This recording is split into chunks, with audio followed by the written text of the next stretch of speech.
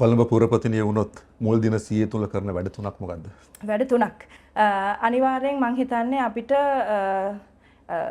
වැඩ කියලා බැලුවම ගොඩක් ප්‍රශ්න තියෙන නිසා අපිට විසඳන්න තියෙන දේවල් ඒ විදිහටම තියෙනවා. හැබැයි මං හිතන්නේ දින 100ක් ඇතුළත අපි කරනවා කියලා ඉවරයක් කරන්න ඕන වැඩ නම් 1 2 3 කියලා කිව්වොත් 1 2 3 හරි.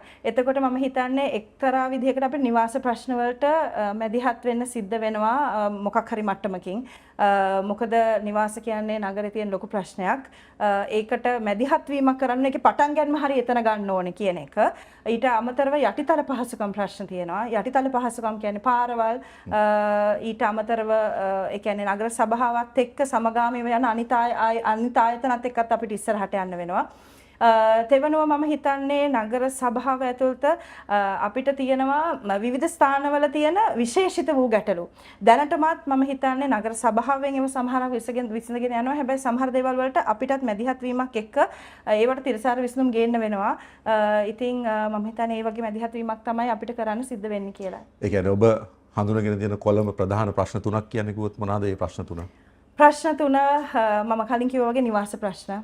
ඊට පස්සේ යටිතල පහසුකම් ප්‍රශ්න ඊට පස්සේ අපිට urban heating ඒ කියන්නේ මේ කොළඹ ඉතාමත්ම ඉක්මනට රස්නේ වෙනවා. ඒ කියන්නේ අපිට ඒක දරා ගන්න බැරි තරම් ප්‍රශ්නයක්.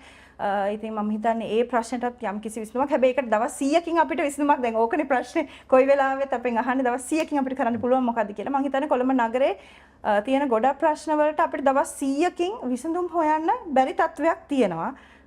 අපි ඒව කරගෙන යන්න ඕනේ. හැබැයි ජනතාව තේරුම් ගන්න ඕනේ ඒව කරන්න පුළුවන් ඉක්මන මොකක්ද කියන එක. මම හිතන්නේ ඒක අපිත් තේරුම් අරගෙන තමයි අපේ වැඩපිළිවෙළ වල හදන්නේ. කියන්නේ අර මාධ්‍යයට විතරක් දින 100කින් නැත්නම් දින 200කින් පෙන්වන්න පුළුවන් සමහර දේවල් පොඩි දේවල් තියෙනවා. හැබැයි ඊට වඩා කොළඹ නගරේ තියෙන ලොකු ප්‍රශ්න, විශාල ප්‍රශ්න විසඳන්න නම් අපිට මීට වඩා තිරසාර විසඳුම් ඕන. තිරසාර විසඳුම් ගන්න අපි දන්නවා දින 100ක් නෙවෙයි. ඊට වඩා වැඩි කාලයක් යයි කියලා මම හිතන්නේ ජනතාවත් එක්ක තේරුම් ගන්නවා කියන එක.